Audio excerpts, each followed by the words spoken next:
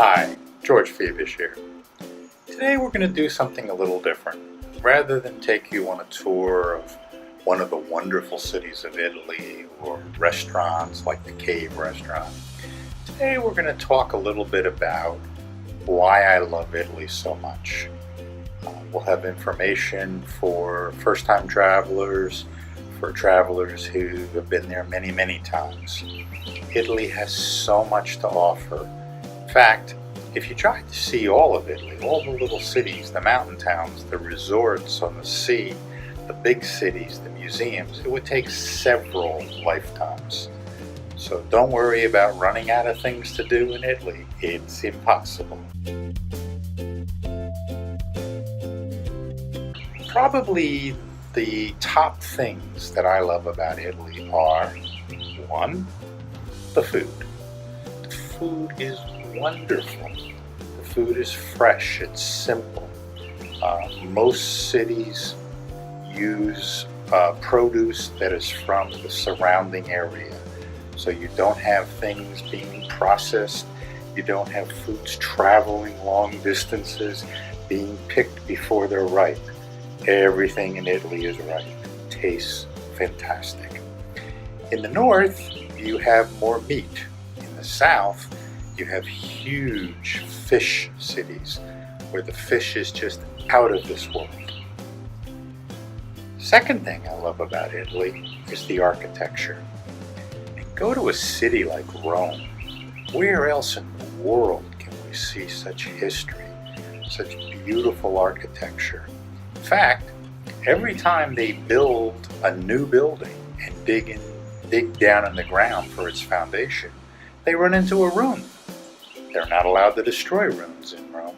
So they build a glass over them, and people coming into that building will be able to look down and see the ruin.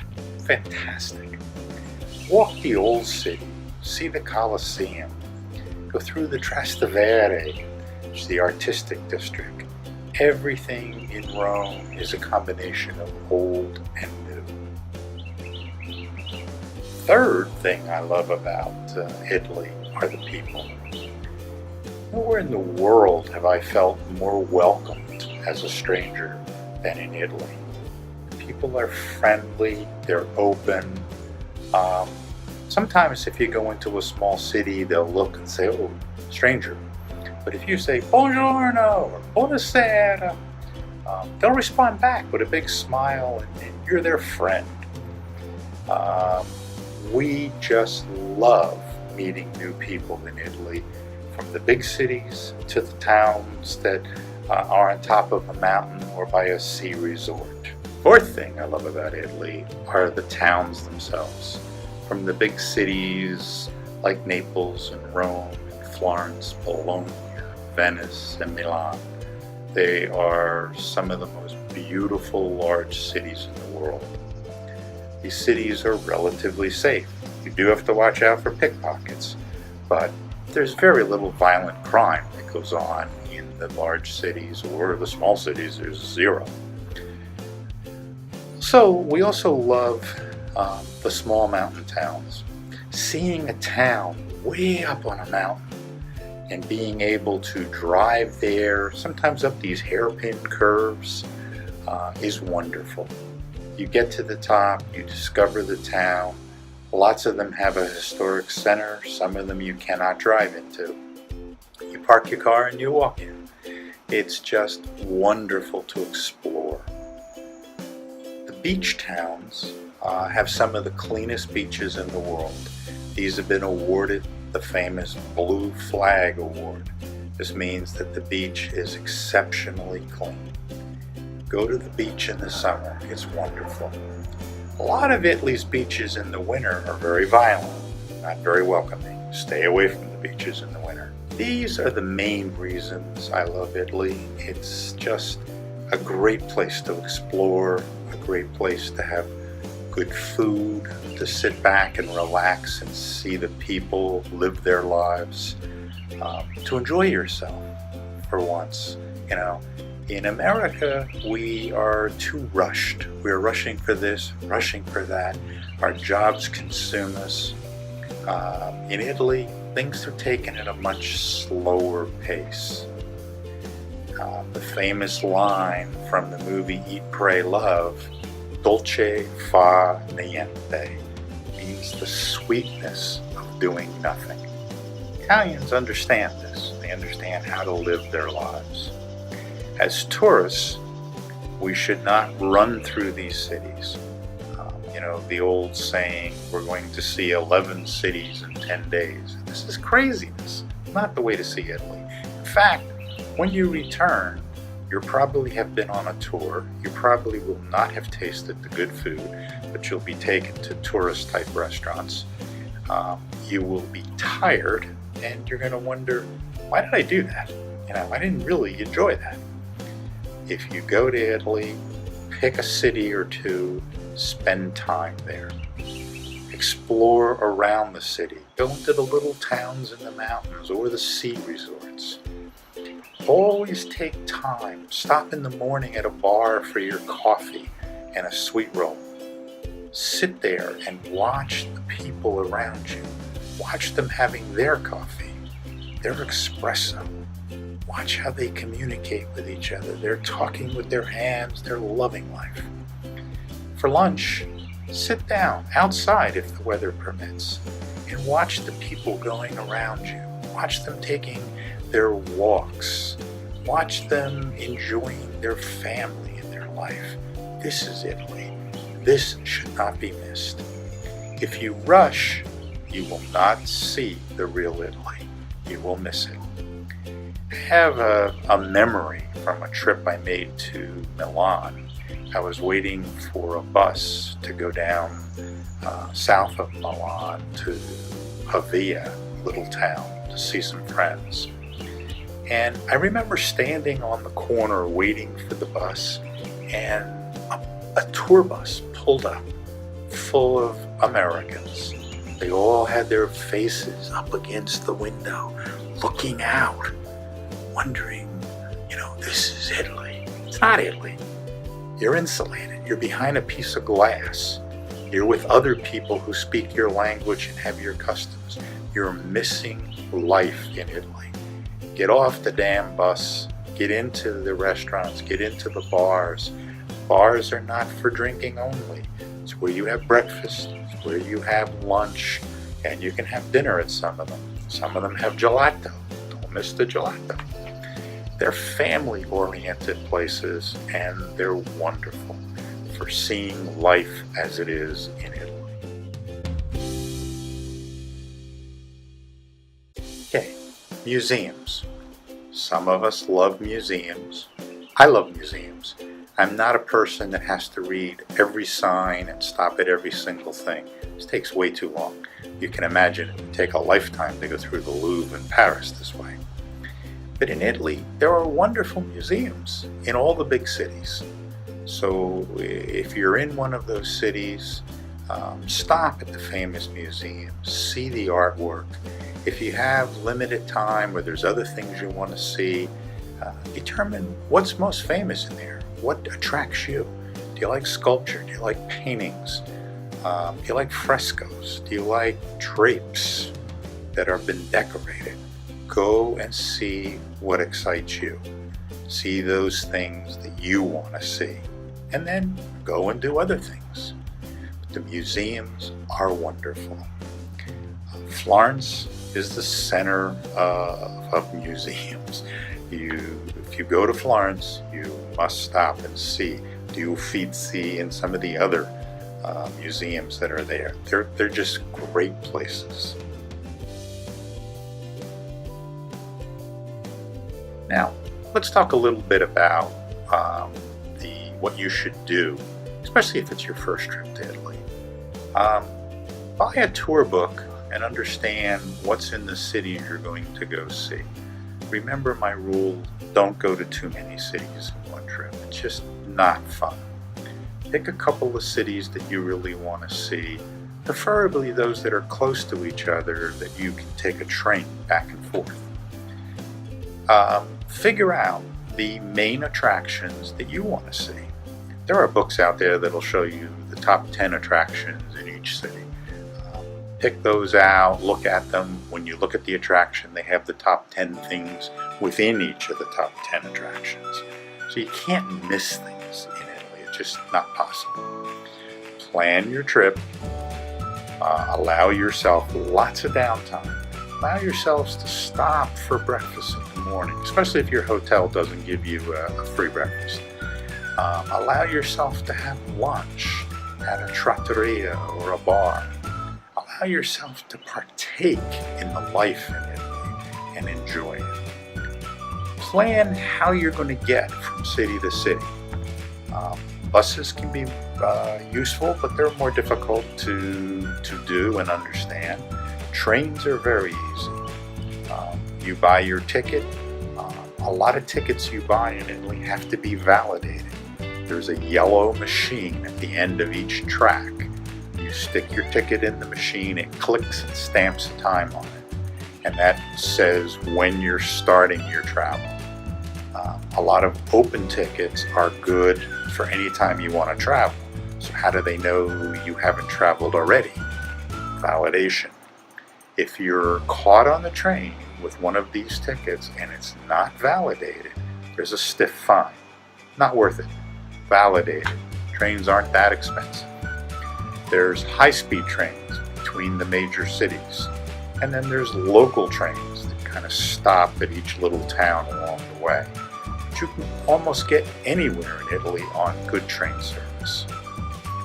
If you're going to rent a car, you know, the roads in Italy are wonderful. In the towns, they're hard to drive, especially the big towns. They don't let you drive in the old section unless you have a permit from a hotel that you're staying at. But you really don't want to do this. This is, unless you're used to like New York City driving or London driving, you're not going to want to drive through these towns. They're very busy. The roads can be confusing. There's a lot of one-way streets. Just, you know, get a car when you're leaving the town. The autostradas are great. They drive on the same side of the street as we do, the right-hand side. So it's not a problem for you to drive. Speed limits can vary on the autostrada, where the right lane is the slowest, the middle lane is a little bit faster, and the left lane is the most speed. Don't stick to the left lane. If you see a car coming up behind you, move over. Italians do not hog lanes. They allow cars to pass. It's a law in America, but most people don't follow it.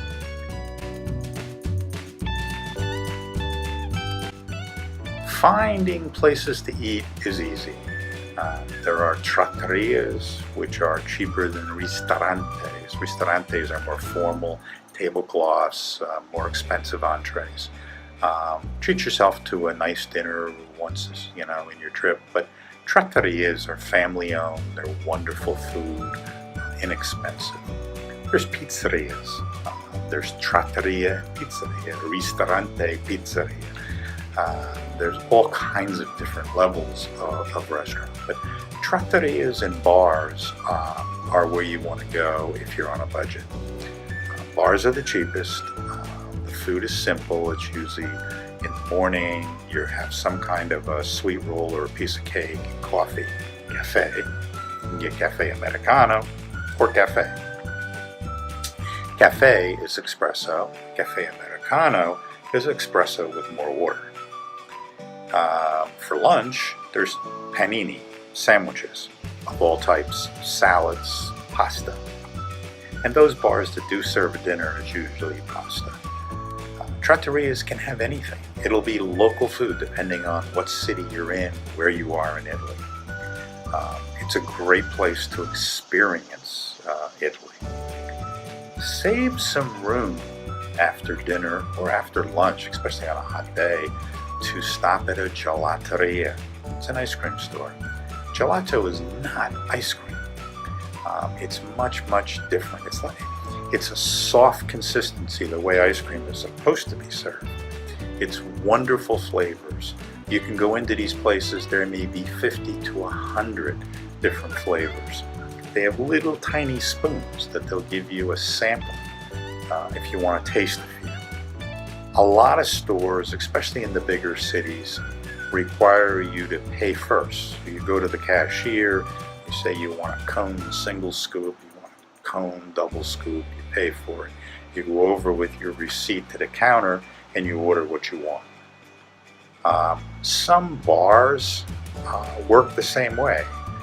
When you go in, you tell the man, I want a cornetto, which is like a little croissant in Italian. They're softer than the French croissants. They're wonderful. They can be filled with jelly or chocolate or cream. And a cafe. They'll charge you. You go up to the counter, tell them what you want, and you get it.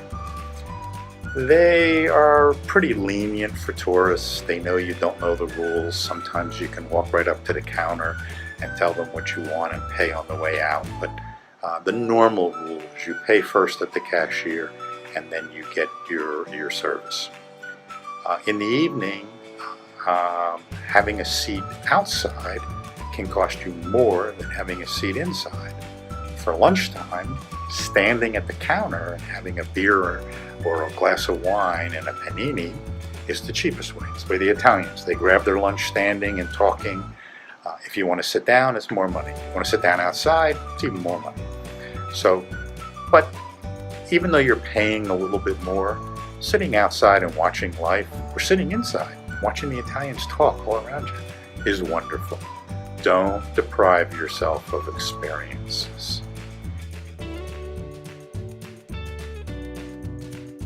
Subways are wonderful ways for getting around the large cities.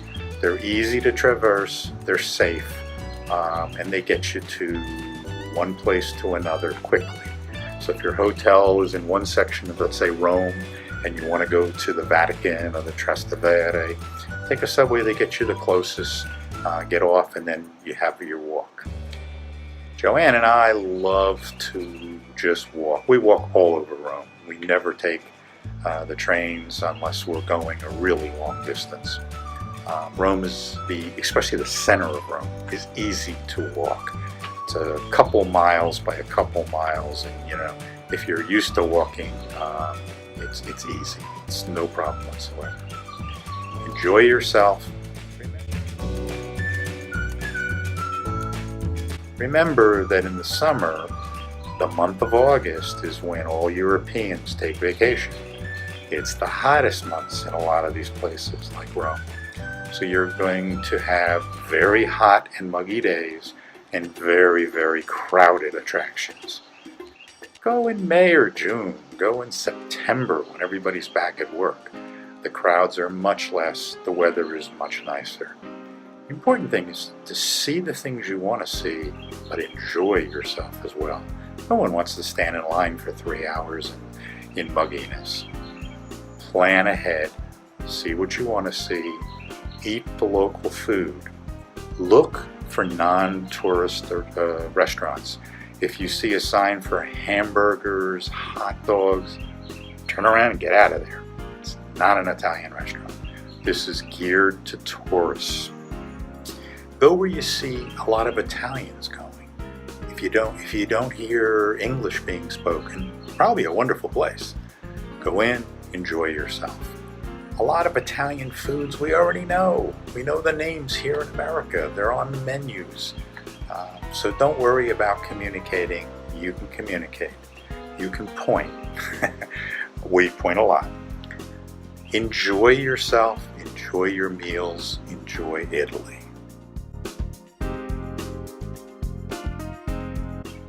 Hotels in Italy are small.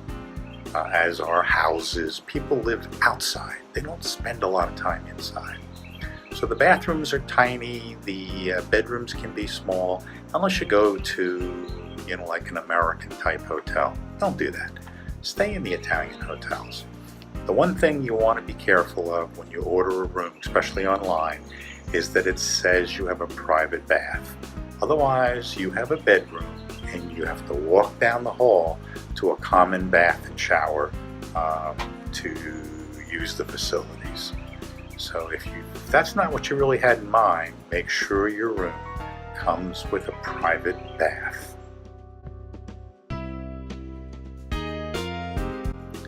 How about currency? Well, Italy, like most of Europe, is on the euro.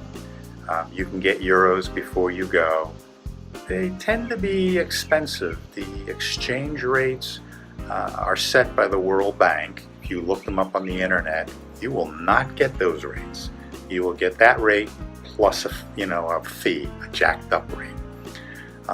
Banks can jack them up a lot, so you're spending more money. What we like to do, we have an account in Italy because we have a house there, so I transfer money over with a service that gives me near World Bank rates, and then I use my bank card over there while I'm there. That's the cheapest way. Most people don't have that luxury. I would suggest you use a credit card. Most credit cards do not charge a fee for foreign transactions these days, but they do jack up the rates.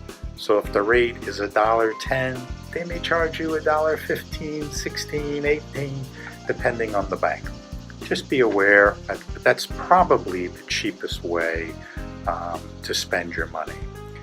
ATMs over there will work with your American card. Just stick your card in. Most of them have a way of dealing with you in English. Put it in English mode, follow the instructions, stick your card in, get your cash out. You can get cash. I do this all the time in little cities and in big cities.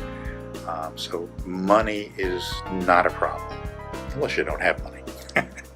But assuming you're going on a trip, you have to have saved something for your trip.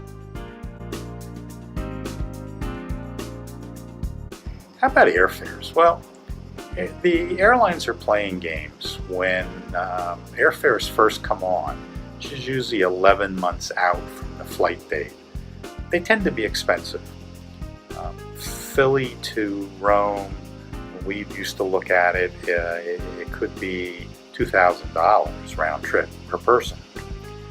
The fares drop as you get closer to the date, but about 15 to 20 weeks out, they get to their cheapest. And it could be $900, $1,000, $1,100 in that range. Then as you start to get really close to the flight date, they get very expensive. They could be as high as $3,000. This is because seats are limited, and businessmen end up having to travel, and they will pay anything to get on the plane and get to Rome for their meeting tomorrow. So don't get caught in those traps. There's lots of apps that can help you.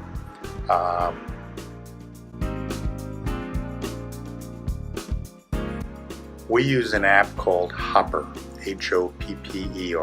It's a little app on your smartphone. You can put searches in. It searches all the airlines. It gives you fares. It tells you how many stops. And you want to look at where you're going. I once saw a really cheap flight. I almost got sucked into it, but then I found out that I was going from Philly to Toronto to Moscow back to Italy. That's insane.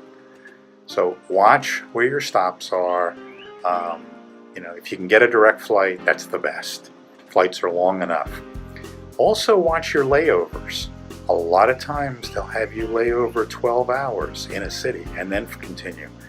If you've just flown 10 hours or 9 hours, the last thing you want to do is sit in an airport for another 10 or 11 hours. Don't do it.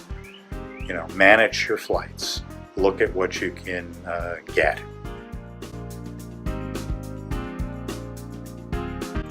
If you're driving, one of the things to be aware of, especially in smaller cities, but also the large ones, is the parking regulations.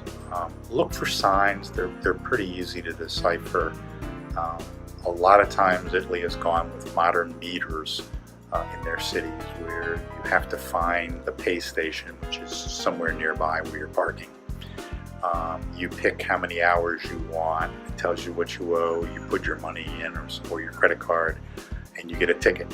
Put the ticket in your windshield, and you're good for that amount of time. Don't be late. You will get a ticket. We've gotten tickets. The other thing you want to be aware of is in really small towns, you may see a parking garage, you don't see any meters, it appears to be free. Probably not. What you do is you go down out of the garage, you find the nearest tobacco shop, and they sell biglietti, tickets for parking. And they will tell you, it's good for an hour or 2 hours or whatever. If it's good for an hour, you can buy multiple tickets if you want to stay for multiple hours. Go back, put them on the windshield of your car, and you're safe. We had a funny story in a small town near where we lived there, and what happened was we ran out of time, but we were at a nice restaurant, and the owners of the restaurant said, "Don't worry, the police are eating lunch too. They're not going to be ticketing you." Sure enough, when we got back to the car, there was no ticket. So life goes on in Italy. Food is important. It's very, very important. And no one makes pasta like Mama.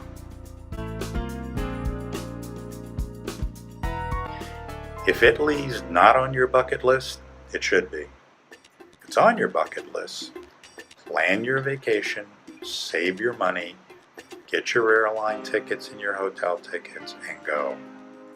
If you're absolutely afraid of doing things on your own, take a tour. If you have to take a tour, take small tours that have, 6 to 10 people, a van, not a bus. They're going to be easier to modify and see things better. The big tours, you're just not going to experience the real Italy. It's just impossible. There are also walking tours you can join where you join a group of people and you walk around and see sights. There's bicycle tours where you get on a bike and you follow the group and they take you around to see things. There's all kinds of tours. There's people who will take you on a tour on a moped around cities like Rome. So, enjoy yourself. Pick the type of tour if you have to have one. It best fits your needs and your desires. If you're okay with exploring on your own, don't take a tour. Go plan what you want to see. Use the GPS on your phone to find things. Put it in walk mode. Funny story again. I was in Rome and I was GPSing my hotel to the Colosseum, which I knew was, less than a mile away. But it kind of showed like a 4-mile walk. I'm going, holy cow, what's going on? Turns out my GPS was in drive mode. And in Rome, sometimes you have to drive all the way out of the center, around, and back in. When I put it in walk mode, it was like 0.8 of a mile on a very direct route. So make sure your GPS is in the right mode. We love getting lost. Trastevere is a lot of little streets, and windy, and a lot of art displays, good food, churches to see, but you can get lost. We love getting lost. When we want to go back to the hotel, we punch the hotel address into the GPS on our smartphone, put it in walk mode, and we walk back to the hotel. Very, very easy. Sometimes the tall, thick stone buildings block the GPS, but we haven't had too much of a problem with that. Most important thing is get out and see things. Stop at non-touristy restaurants and enjoy your trip to Italy. Well, I hope you have enjoyed my reasons for why I love Italy and why Joanne loves Italy. This is a special place. Everyone should see it. Everyone should enjoy it. So if you like this video, like below and subscribe.